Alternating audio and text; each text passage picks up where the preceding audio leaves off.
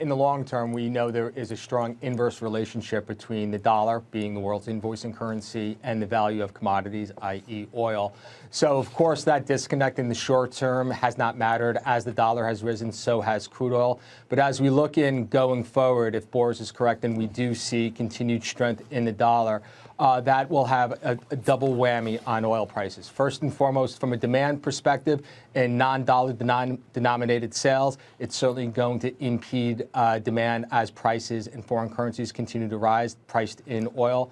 And from a seller standpoint, from an OPEC standpoint, your propensity to cheat and increase production to take advantage of dollar-denominated sales will increase. So even more than they already do, just on a general basis.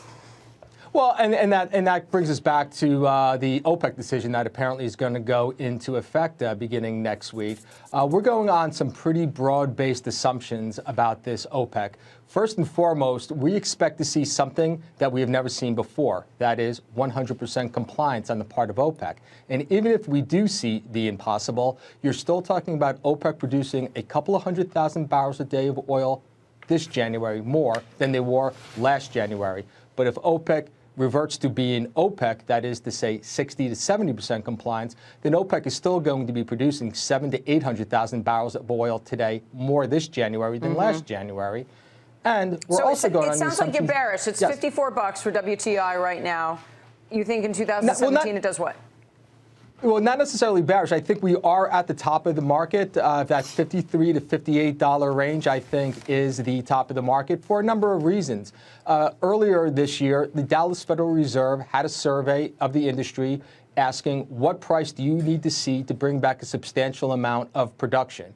And the overwhelming response was oil, where it's priced today, out on the curve, $55 to $60 a barrel. And so when we look at producer positions on the CFTC, when we look at the inversion in the back end of the forward curve, we have two pretty big telltales that producers are indeed selling a lot of oil forward in that $55 to $60 range, and hence why I do think that is where we are near the top of the market.